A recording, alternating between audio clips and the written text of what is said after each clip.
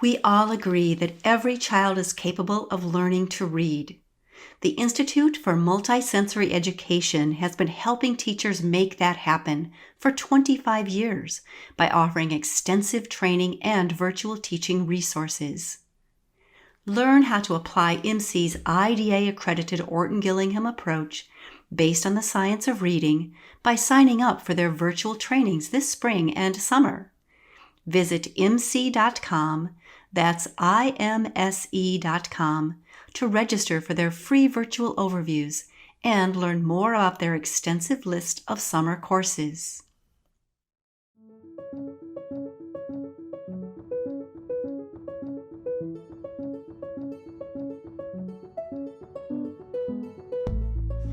Hello, and welcome to Teaching, Reading, and Learning, the TRL podcast. The focus of this podcast is to elevate important conversations in the educational community in order to inspire, inform, and celebrate contributions to teaching and learning.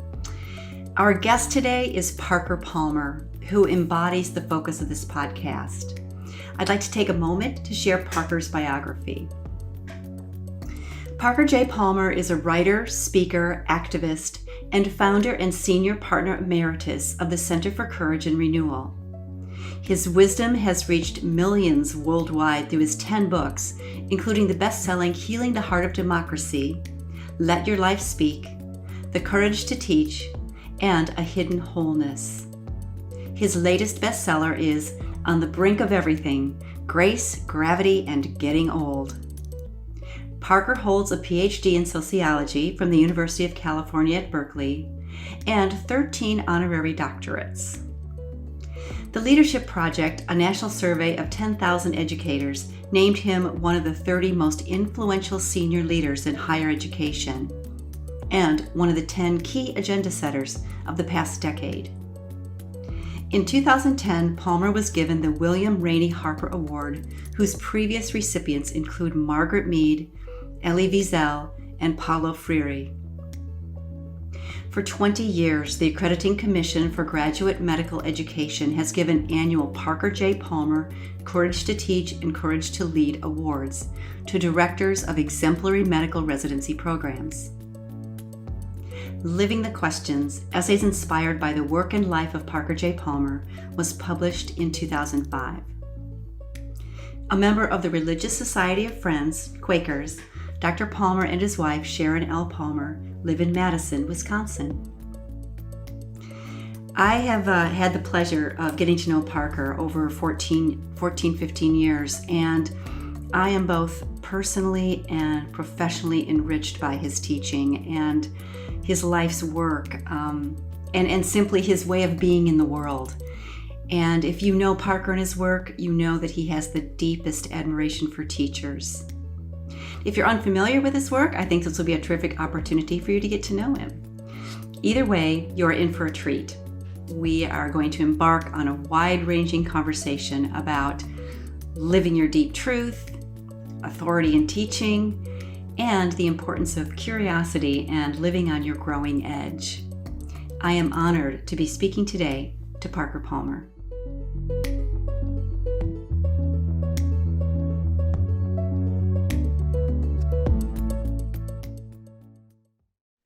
All right, so Parker, I am deeply grateful to be with you today.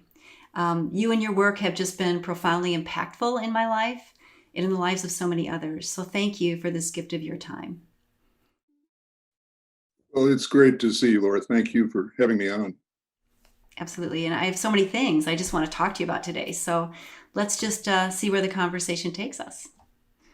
Great. Delighted. I came to know you first from Courage to Teach. And this is really, in my mind, a book about honoring a teacher's inner landscape. And, how do we become more authentic in our work? And I know that when I was a beginning teacher, I found this whole concept pretty revelatory to the idea that that's important for teaching, as opposed to just teaching techniques, instructional techniques. And I reread this recently in preparing to talk to you. So I wanted to read you something from the book that really struck me. And maybe you can comment on this. So you were talking about authority. Authority comes as I reclaim my identity and integrity, remembering my selfhood and my sense of vocation. Then teaching can come from the depths of my own truth, and the truth that is within my students has a chance to respond in kind. So I wonder if you could, first of all, maybe just tell us about, your origins as a teacher and what influenced you to write this, and then this whole idea of the depths of a teacher's truth. Yeah, well, let me flip those questions over and just start with a little bit on the quote you just read. Yeah. So I've long resisted the notion that any human activity can be reduced to technique, to tips, tricks, and techniques, which are very popular. Books get sold with titles like that. Mm-hmm. But it's not that tips, tricks, and techniques are useless in my mind, but they're not where you start. You start with the fact that teaching, or whatever the human activity is being done by somebody, and who that somebody is, and the extent to which their inner life has been examined by them, and corrected where it needs to be corrected and amplified where it needs to be amplified. It matters in the doing of the profession, whether it's teaching or medicine or engineering or political leadership. We aren't robots. We aren't delivery machines for goods and services. We are human beings interacting in a very human enterprise called teaching and learning.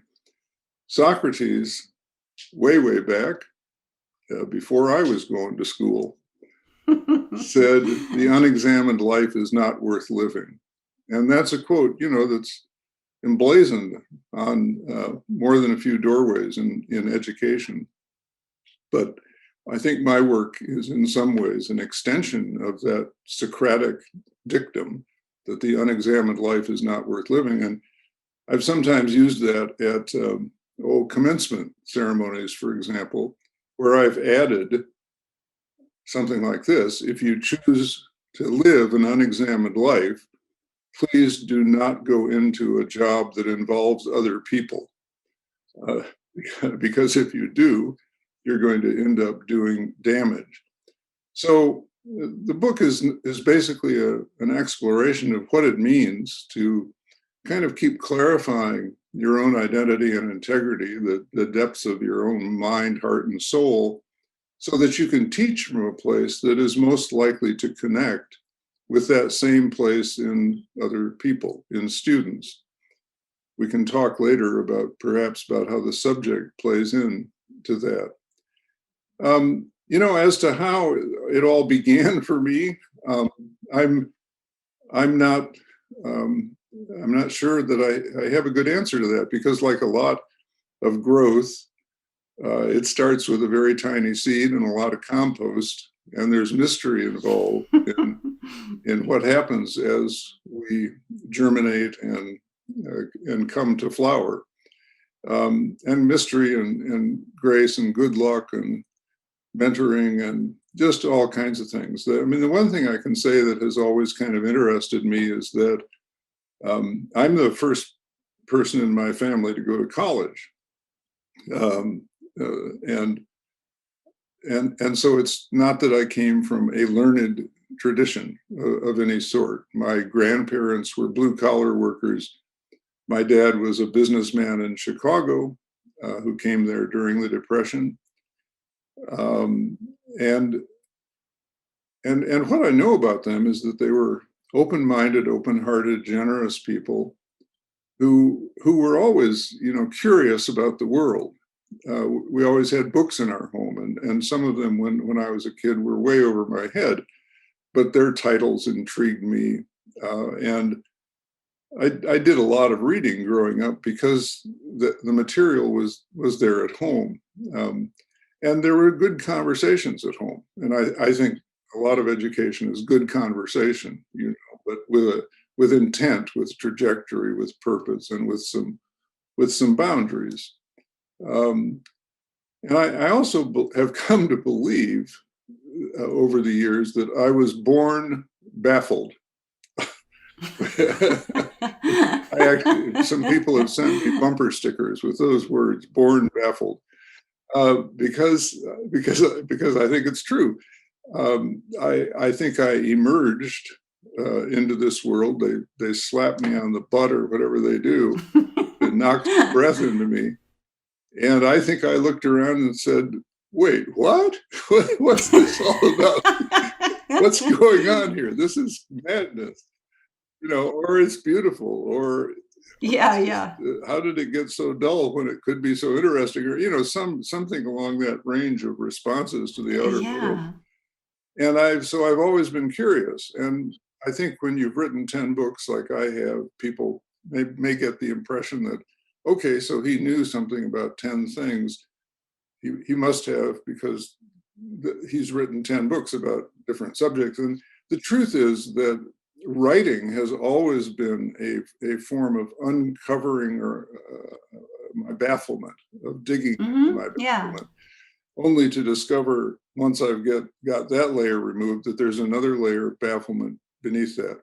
So I had a lot of that. I was a very undistinguished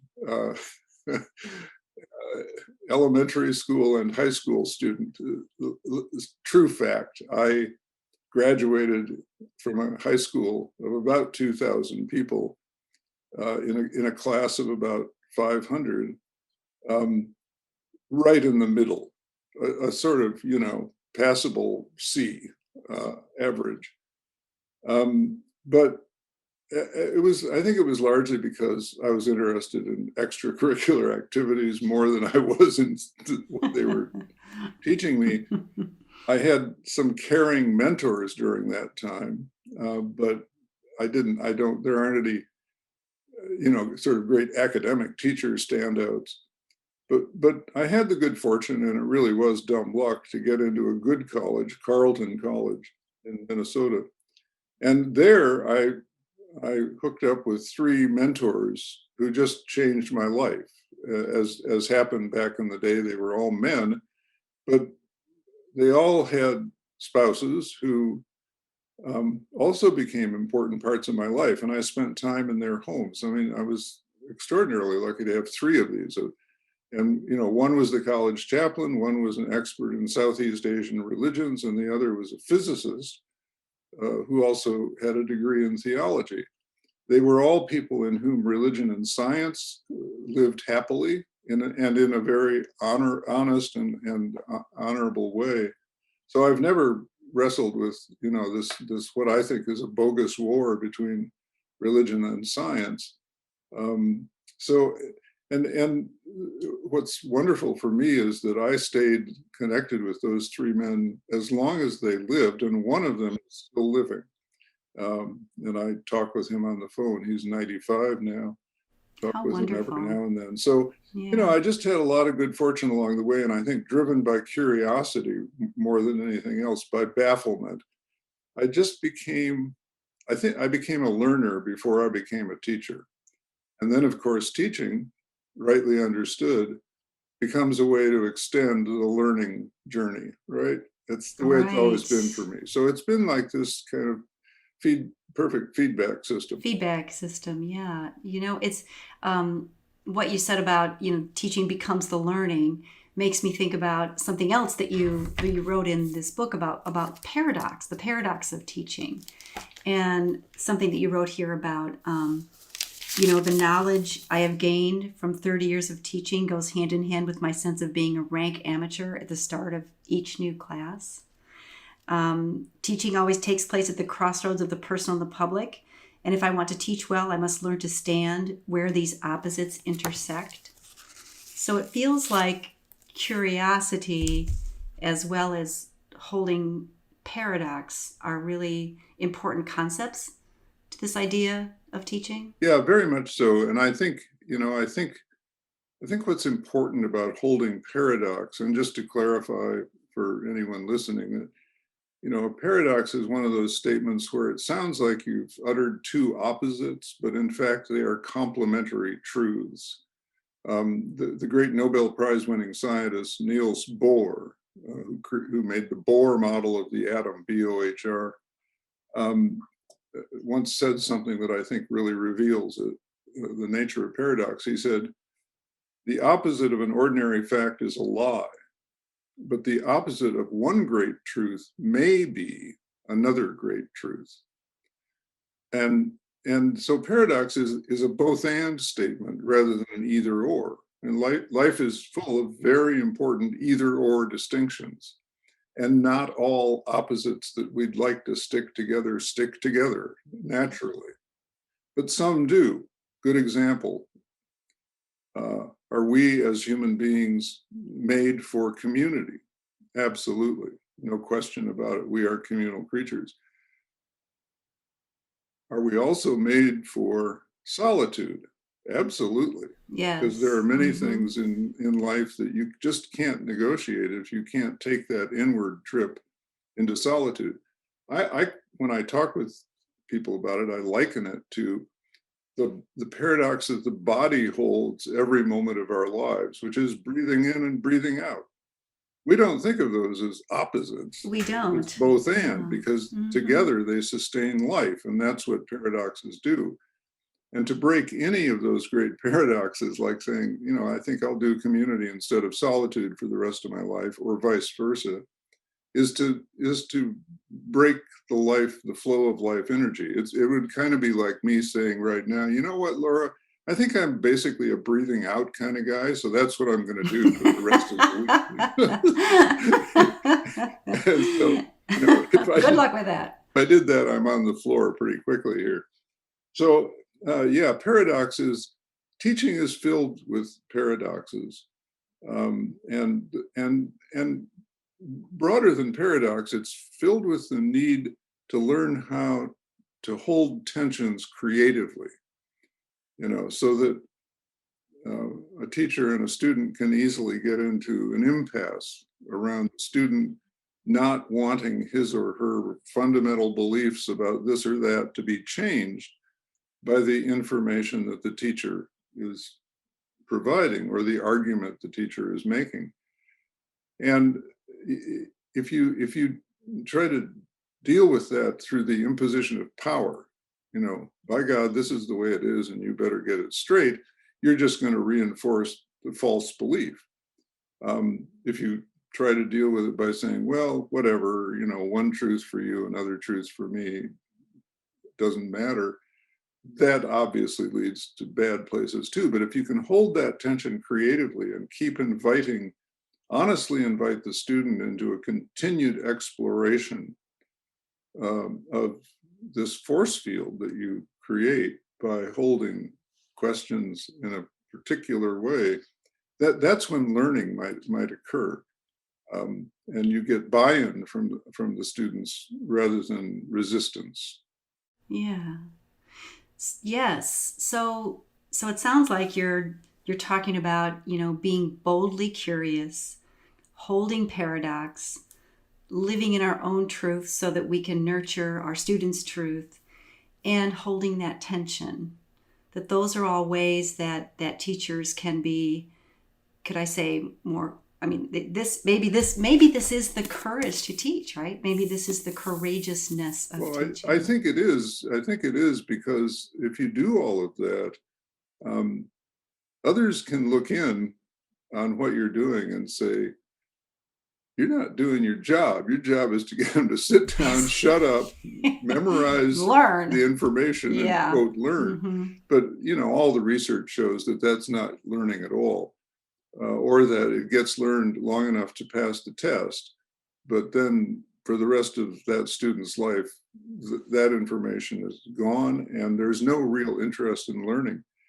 And I'd toss one more concept into that mix of who you need to be as a teacher, I believe, and what I'd like to transmit to my students. And that's the Buddhist concept of beginner's mind. I love the notion of beginner's mind, because what it means is you hold your prior knowledge and your assumptions loosely. You don't deny them.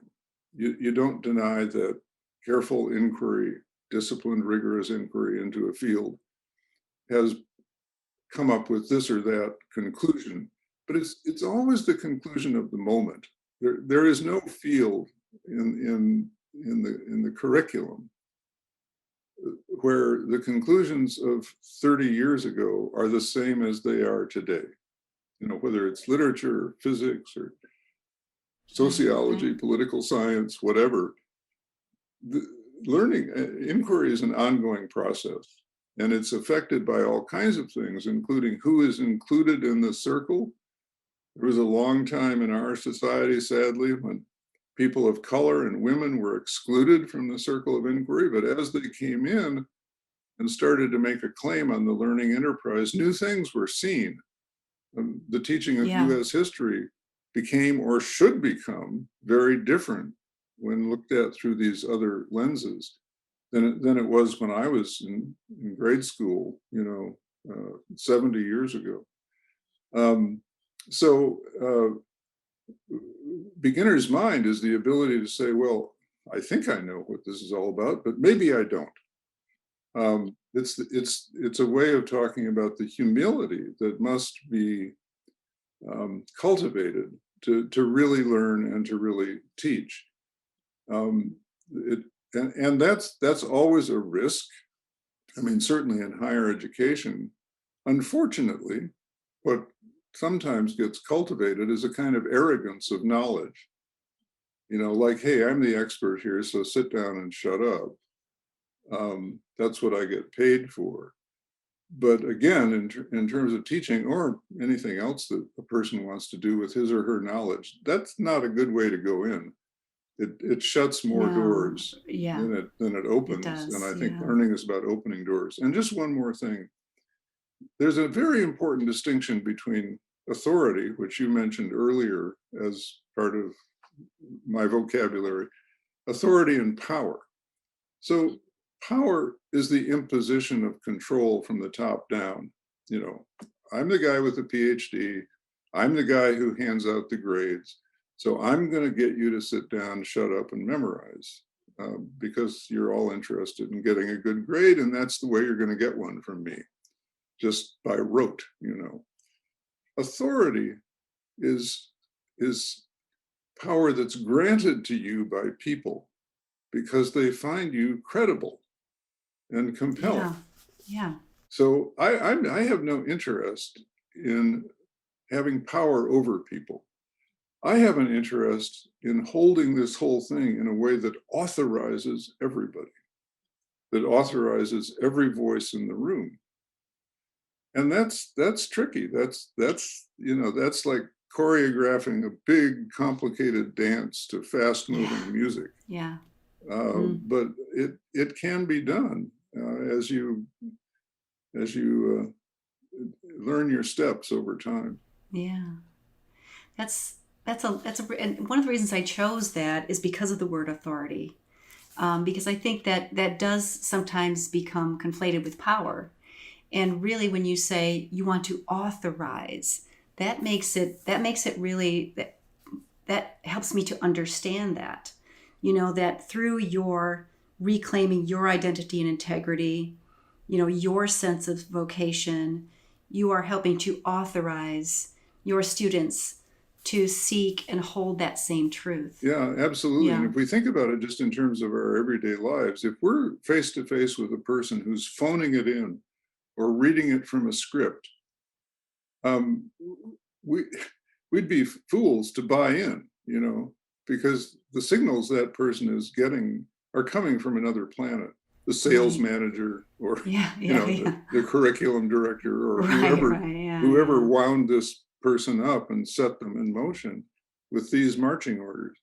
But if we're with a person who seems to be authoring his or her own voice, his or her own insights, if I am authoring my responses to your questions in a kind of face-to-face, spontaneous way, rather than picking up a book or a piece of paper here and reading them off a script, it's just a different vibe. And we know the difference humanly. Yeah, we do.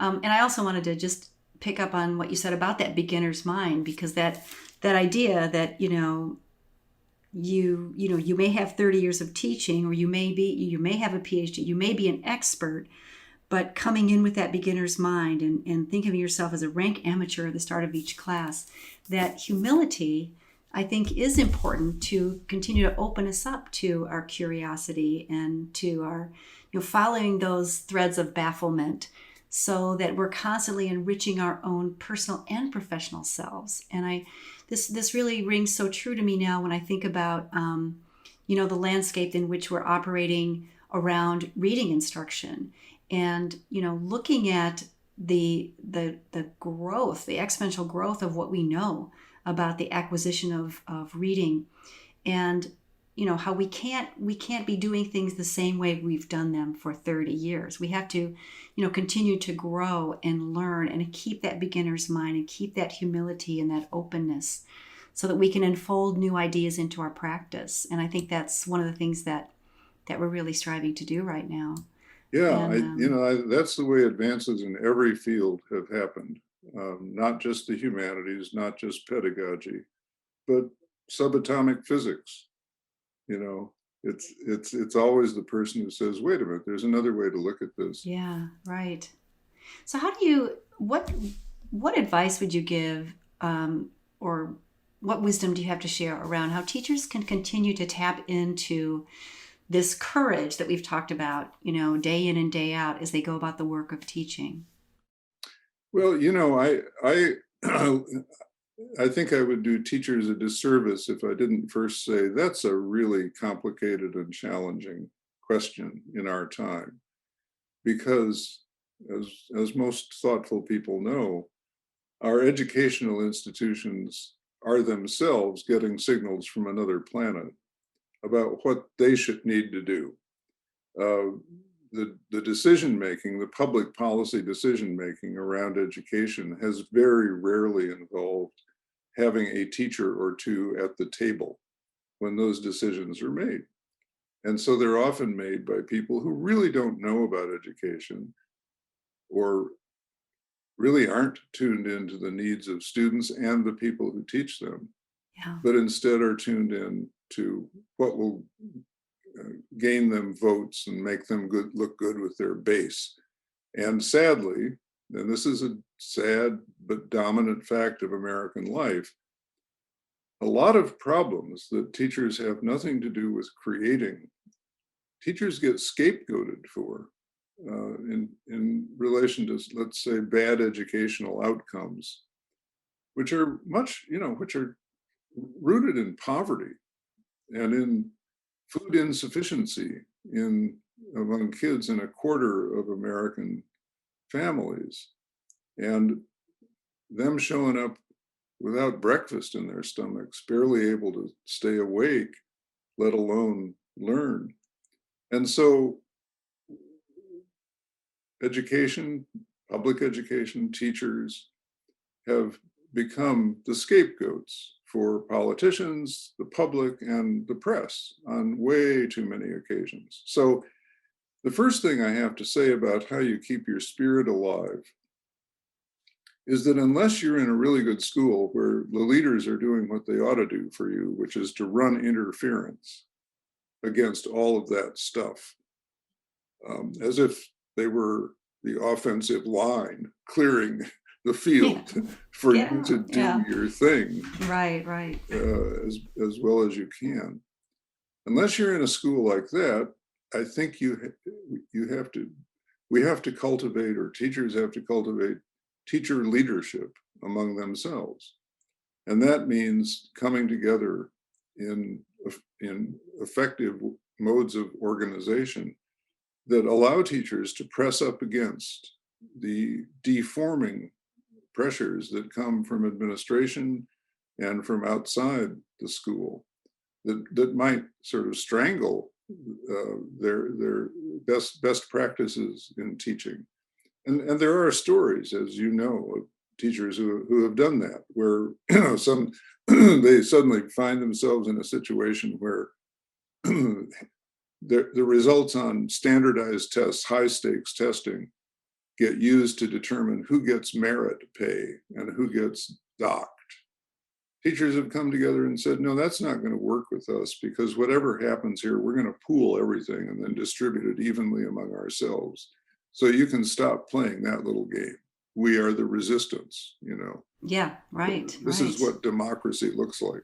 Sure. So that there's one step involved in doing that with administrators, with school boards, with parent-teacher associations, and being, politically savvy. I've written about a belief I have that all forms of professional education should include a component of learning learning some of the tools of a community organizer, because it's an effective model for contributing to positive change in your institution. So I think, in addition to that, then we need to find ways to help teachers take heart in a profession which they entered with great heart. Most of them, they didn't do it because they thought it would be a road to wealth and fame. They did it because they care about kids, and they care about learning, and they care about the future of the society.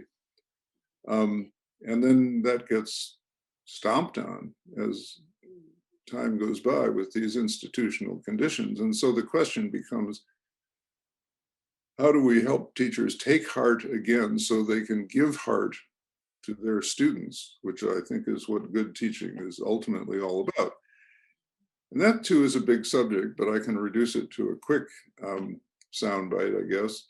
This is why I founded almost 30 years ago the Center for Courage and Renewal. Yes. And which now has over 300 facilitators all across this country and in other places around the world, where we gather groups of teachers in retreat, not just once, but over a period of time, and help them build a community of inspiration and encouragement, and even the sharpening of skills, but especially of recommitment to teaching, which teachers can only do for each other and within themselves in that kind of community. Yeah. I can provide, we can provide, the Center for Courage and Renewal can provide the space, the safe spaces in which they can have honest conversations and work with sustaining the viability of their professional commitments. But only they can do the work in those spaces that results in increased teacher retention and morale. And we've seen that happen in our programs over the past 30 years. I wrote a whole book about the nature of those programs, which are based in what we call a circle of trust of maybe 25 teachers. And the name of that book is The Hidden Wholeness. And so if anybody's interested in the kind of nuts and bolts of that circle of trust process and all that surrounds it, that's where you'll find it. Thank you so much for bringing up the Center for Courage and Renewal, because I definitely wanted to talk about that today and let our listeners know more about that. And actually, in the show notes, I'll have all your books so that they can know where to go to look for your books. But also, I'll make sure that they can be connected to the Center for Courage and Renewal. And I mentioned in the intro that you're a founding member and a facilitator. And, I don't know if you remember, but I actually had the pleasure of meeting you when you spoke at an event that I had organized for teachers. And then shortly after that, I had the pleasure of going through one of the Center for Courage and Renewal retreats in which you were the facilitator. And this was a deeply, deeply personal experience for me, a growing experience for me. I would say it was also a master class in how to convene and how to facilitate conversations. And you use the word space. I think that's one of the beauties of the Courage and Renewal model, is the spaciousness that it affords, let's say, a group of teachers who are coming for a Courage and Renewal retreat for teachers. And that's something that I think the breathing space, the space to reflect, the space to share, the space to, as you mentioned, intersect personal with community. All of those things happen in a retreat at the Center for Courage and Renewal. And so I definitely want our listeners to know about that, and how that's so important in a teacher's life is that sense of personal reflection, that sense of community, and that helps us connect. And I love the term that I've learned from you, Parker, which is connect soul and role. Mm-hmm. Yeah. Connecting our soul and role. And I know that really came to light for me when I read this book of yours, Let Your Life Speak. Yeah. And I read this book when I was kind of entering into my, what shall I say, middle years. And I think that's kind of when we start tuning in to this idea of alignment, maybe. And that whole idea that, soul and role, connecting soul and role is really important. Yeah, So well, maybe you can thank you. talk Those more are about lovely that. words to hear. I mean, I'm laughing a little bit because I'm headed toward the middle of my 80s. So I guess that's the far side of what most people think of as the middle years. But of course, I remember, Laura, and so grateful for your testimony. And this work has been so rewarding for me, and it's always wonderful to hear that it's been rewarding for other Yeah. people like you. But for me, it's been huge learning about the conditions under which other folks teach, and huge encouragement to see teachers like you rise to their own challenges in the presence and with the help of other people. So for folks who maybe wrestle with the word soul, I love this notion that we help people connect soul and role. And soul is a word that nobody knows what it really means, and it has cognates of many sorts in many traditions. But we sometimes say help people bring their identity and integrity more fully into their personal, vocational, professional, and public lives. And so it can serve anyone in any walk of life. And we now work, as you know, with many different professions, including medicine and nonprofit leadership and several And clergy as well. Yeah, religion and philanthropy. So it kind of addresses a very fundamental human need. And I think what brings a lot of people there is pain.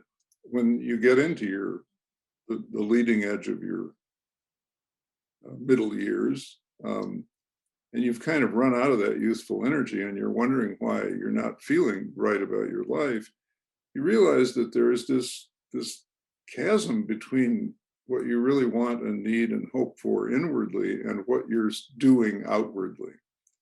That Yes. I call Yes. a divided life. Yes. And Yes. so then for some people who really feel that pain, the hunt is on for some way to bring the inner and outer in themselves into deeper congruence. Uh, and that's, I think, what the Center for Courage and Renewal helps people do through a process that by this time is I would say time tested and proved. It, it's so different from the normal, I don't know, staff development program where somebody Yeah. stands up, either cheerleads for the profession or tells you what you're doing wrong and how to get it right, and then flips through the workbook. Now let's turn the page now, and you'll learn the next thing you need to do. Well, the truth is that kind of thing has never helped me because people are so different, situations are so different. Human life is, and just like all biological life, is all about adaptation, not about a cookie cutter approach to anything. And so those kind of training models or cheerleading models just, I think, alienate a lot of people and give methods a bad name, even though methods are useful depending on what you're doing and what works with your identity and integrity. I've seen good teaching, and this is of course part of the heart of the courage to teach. I've seen good teaching in so many forms.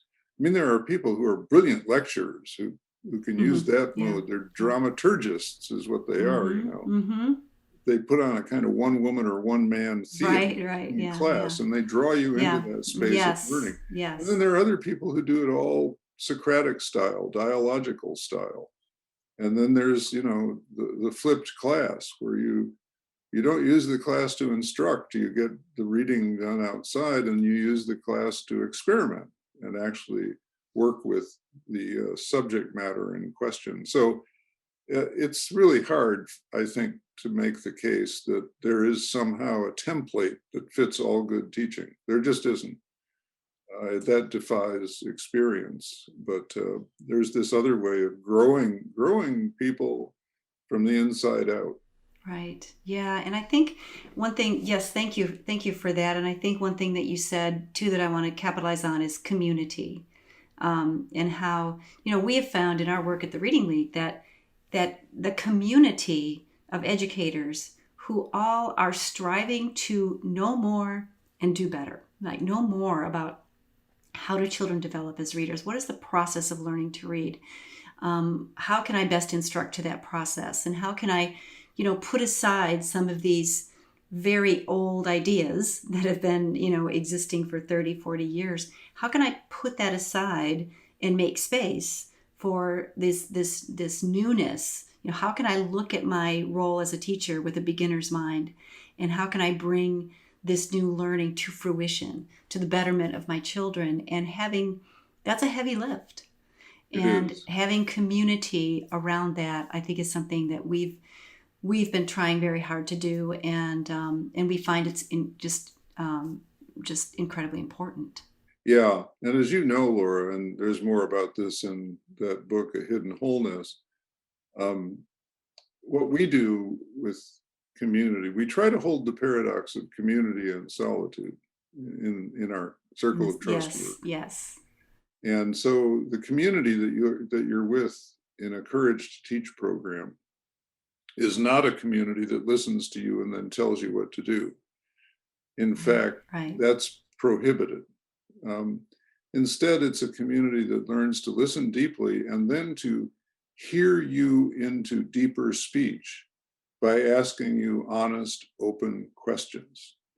So if a teacher expresses a pain, people don't just jump on that and say, oh, poor dear, or poor dear, I'm so sorry, or here's what I did when I was in pain, I'm sure it'll work for you. Because you really can't get inside another person that way. But what you can do is hold them with honest, open questions that help them go deeper into what they're wanting to say about all this on their terms, in their own way, and in their own time. And there's a high art to asking honest, open questions, because educated people especially are accustomed to asking questions that are little speeches in disguise. So the example I always use is if somebody says, I'm in really deep pain about X, Y, or Z, it's not an honest, open question to ask, have you thought about seeing a therapist? That's like a classic. What you're really saying is, I think you ought to see a therapist. And you're saying that partly because, oh my gosh, I now feel responsible for saving you, and I haven't got the foggiest idea what to say about your pain. So let me check this one off by, saying, have you thought about seeing a therapist? That's taboo in our groups, and our facilitators just stop that in their tracks. But if you listen to the person's story and after some silent receptivity, you say, you used the word angry at this particular moment. Could you tell us more about that feeling and what evoked it in you? That helps a person think into or feel into what it is they're trying to get out. And as people get their own stuff out, rather than just letting it rattle around their heads and hearts, they often have self-curative powers over time. I had the privilege, I guess, of going through that clearness committee, and it really was um, it to be deeply listened to is such a gift, and to learn those, and then within the center's work, to learn those open questions that we can bring to people, that's a gift as well. It is, yeah. Lots of people have said that. They've said that, and the clearness committee is another concept in our work Yeah. that's spelled out in a hidden wholeness. But people have said, wow, if I got a lot out of this, the single thing I maybe value the most is that clearness committee experience Yes. and learning how to hold another person in that totally focused space without imposing my agenda or holding the arrogant assumption Yeah. that I can or should save this person. Yeah. Right. As soon as we let go of that, we free everyone to let the Yes. human thing happen, you know. Yeah, I apologize. I think I said clearance. I meant clearness. Oh yeah, that's Different, fine. totally Yeah. different thing. Clearance is what Macy's does, I think. Correct. Yeah, I was. Yeah, somehow I got that.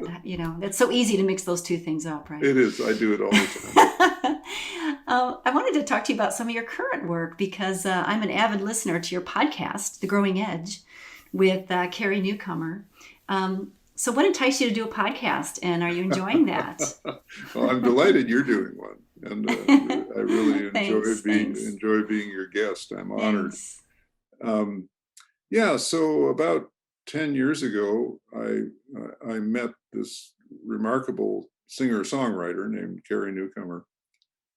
She actually emailed me and said she'd read one of my books. I think it was Let Your Life Speak, and it spoke to her. And she wondered if I would write the liner notes for her next album, which for those, since we don't really have albums anymore, Albums, yeah. we have MP3s or something. The albums used to come out either old-fashioned records or CDs with Right. notes by Right. somebody about these songs and this singer.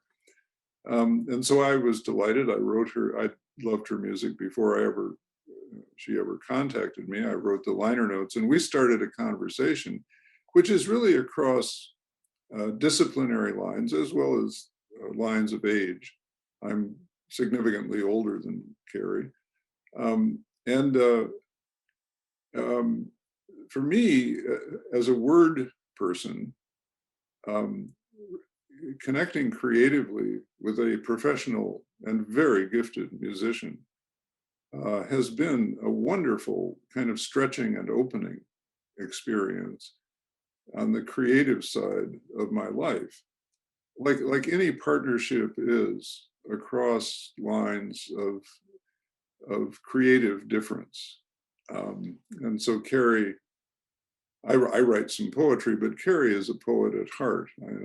She is writing songs, Yes. lyrics, and poems all the Hmm. time.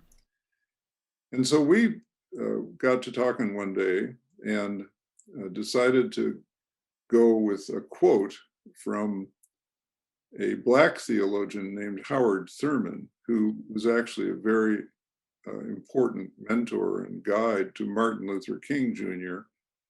And a lot of other people in the civil rights movement of the mid 20th century.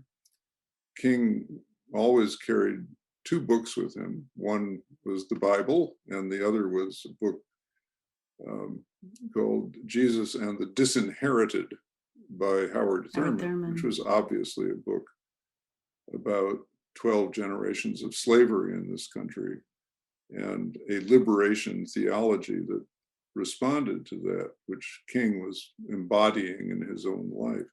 So Howard Thurman, who was born in the late 1900s in Florida, whose grandmother, whom he knew, was a former slave, he has many luminous passages in his writing, but one of them is about how things are dying around us all the time. And all we need to do is look around us now, of course, in the middle of a pandemic and in the middle of what has been a lot of political chaos, some of it deadly.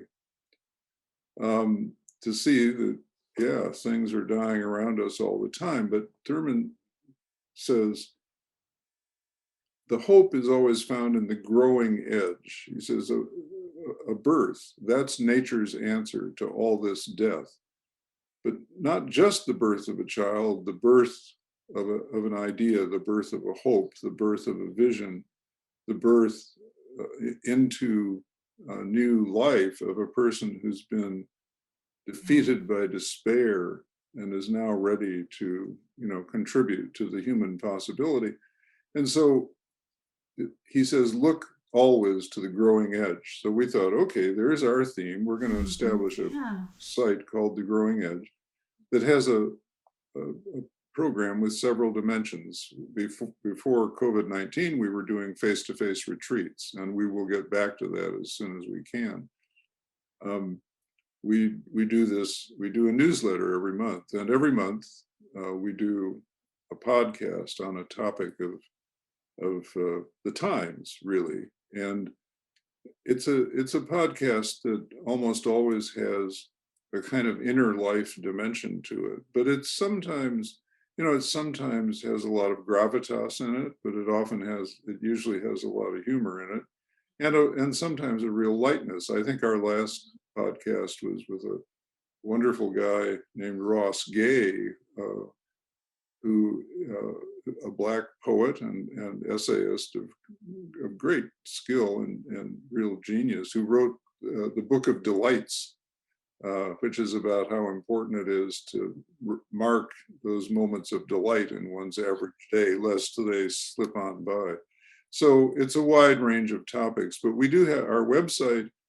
You can Google The Growing Edge, maybe toss in Palmer or Newcomer, or you can go to www.newcomerpalmer.com. So it's NEWCOMER, newcomerpalmer.com, and see what we're up to. Great, and I'll definitely put that in the show notes for people, as well as the Book of Delights, so that people can reference that. Oh, good. So I was going to ask you about the title. So that does make perfect sense, right? How can we stay on that growing edge? Yeah, I think it's so important. And again, we live in an era where it's just easy, I think, to fall into the shadow of death because it's all around us all the time. I mean, there's no American whose life is not touched by this pandemic in some way or another.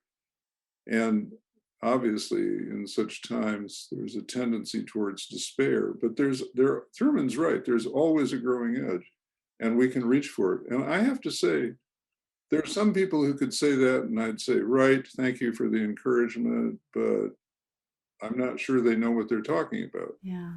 But when those words are uttered by a man who knew a grandmother who was a former slave, whose own life story had been deeply touched by 12 generations of servitude and oppression, and who found his way through all that into a teaching role, and in his case, a ministry. He was at Boston University as chaplain and professor of religion. And then wrote books that influenced such people as Martin Luther King Jr. and many others in the mid-20th century civil rights movement. When those words come from a man like that, or a woman like that, I have to listen. You have to listen. And I have to suspend disbelief. I grant them authority in my life. And I say, Parker, if Howard Thurman can do it, if Rosa Parks can do it, if Fannie Lou Hamer can do it, if Martin Luther King Jr. can do it, surely you can do your own version of that. On your own human scale. Right. It kind of robs a person of excuses for lying down and giving up. Yeah, very beautiful. Well said, Parker. Yes, thank you. I hope hope you enjoyed part 1 of this podcast with the wise and wonderful Parker Palmer. Please be sure to tune in to part 2, where we will discuss the reading wars, the importance of healthy dialogue, community, listening well, and entering into conversation with a beginner's mind. You don't want to miss it. And thank you for tuning in. Thank you for being part of our teaching, reading, and learning community.